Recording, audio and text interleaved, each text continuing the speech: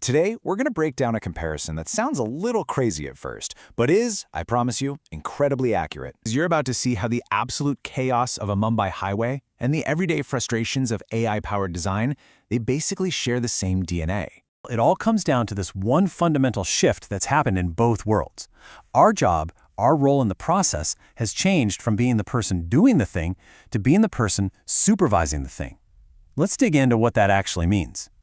Look at this. The journey is identical. Think about driving. We went from manually working a clutch and a gear stick to just brake and gas in an automatic. And in design, we went from meticulously using the pen tool and writing CSS to just typing a text prompt. In both cases, our main job has become supervision. We're not doing the nitty-gritty work anymore, we're just watching. And that brings us to the key question, doesn't it? We all think supervision sounds easy, you know? Like you're taking a step back from all the hard work. But there's this big catch, this secret about these automated futures that nobody seems to talk about. And here it is. Here's the uncomfortable truth. Supervising is often mentally harder than just doing the work yourself. See, when you're manually shifting gears or crafting a design in Figma, you can get into a state of flow. But supervising? That's not flow. You're just waiting for something to inevitably go wrong. It's a totally different and, honestly, a much more draining mental load. Okay, so this is where it gets really interesting.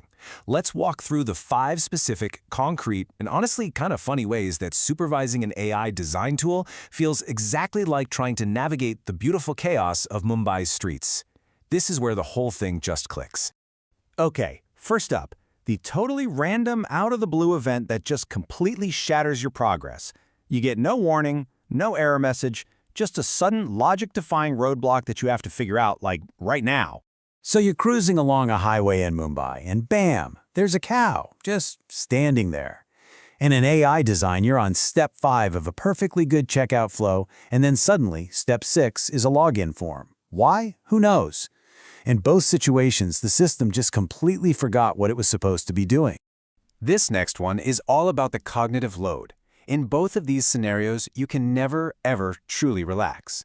Your brain isn't focused on just one single thing. Nope, it's constantly scanning for dozens of potential failures, all at the same time. It is absolutely exhausting. Think about it. Driving in Mumbai, you're watching for rickshaws, motorbikes, people, car doors opening, all at once. Supervising an AI is the exact same feeling. You're not really designing, you're auditing. You're running this constant mental checklist. Okay, are all the hover states there? Is this contrast accessible? What happens if the user has a super long username? You're basically just hunting for mistakes before they ship. Oh, this one is just infuriating. It's that feeling that the system you're working with has zero memory. None.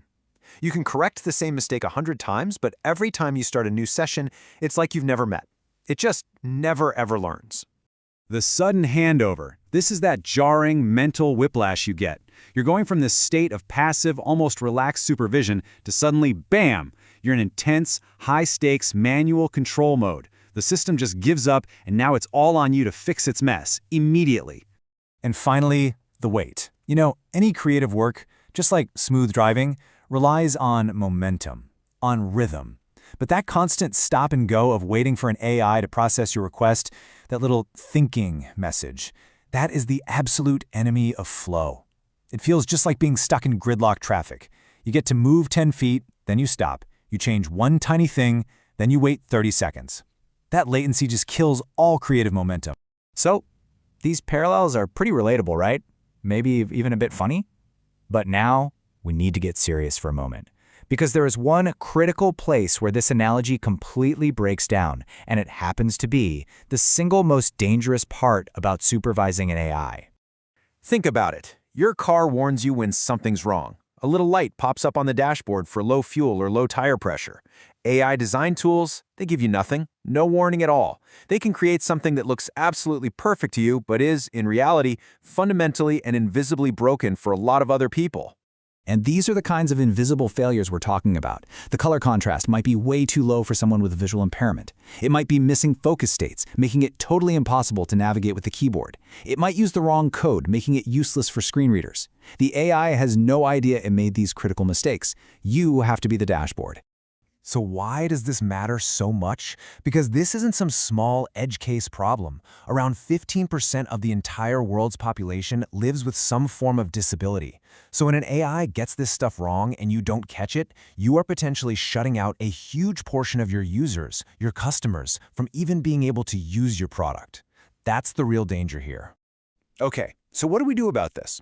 We can't just throw away these incredibly powerful tools, but we obviously can't trust them blindly either. The solution is to adopt a new mental model, a new framework. We need to stop thinking of AI as some magic box and start thinking of it as our intern. So what does that mean practically? Well, think about it. You would never walk up to a new intern and just say, hey, go make something nice. No way. You'd give them a really clear brief, you'd give them access to your design system, you'd give them a list of constraints, and you would never, ever, ever ship their work without doing a thorough review first. We have to treat AI with that exact same level of professional rigor. And you know what? The data completely backs this up. Doing it all manually takes, say, 9 hours. Letting the AI do it 100%, it's super fast, maybe half an hour, but it ships a broken product. The sweet spot, the real magic, is the combination. You use AI for the first draft, and then you apply rigorous human review. That gets you a high-quality result in about 4 hours. You're working twice as fast, but only if you're supervising correctly. So to make this super practical, here is an actionable checklist. I want you to think of this as your 60-minute pre-flight review that you run before you ship any design that an AI has had its hands on. This is how you professionalize your supervision. All right, here we go. First, is it actually accessible for everyone? Spend 15 minutes on this. Second, does it handle all the weird edge cases, long names, empty states, the stuff AI never thinks about? Third, is it responsive? Does it work on all screen sizes? Fourth, does the user flow actually make logical sense from start to finish? And fifth, is the code quality any good? This 1 hour is what separates a fast, sloppy draft from a professional, shippable product. And that really is the new division of labor. Let the AI do the heavy lifting, the boring stuff, the scaffolding. Your new job is the craft, the nuance, the accessibility, the edge cases, all the human details that actually make an experience great for everyone. Let's end on this, because it's the most important takeaway. The whole promise of AI in design isn't just about speed. Anyone can generate a broken design quickly. The real goal, the true art, is to use these tools to design better products faster. And that right there is the art of AI design supervision.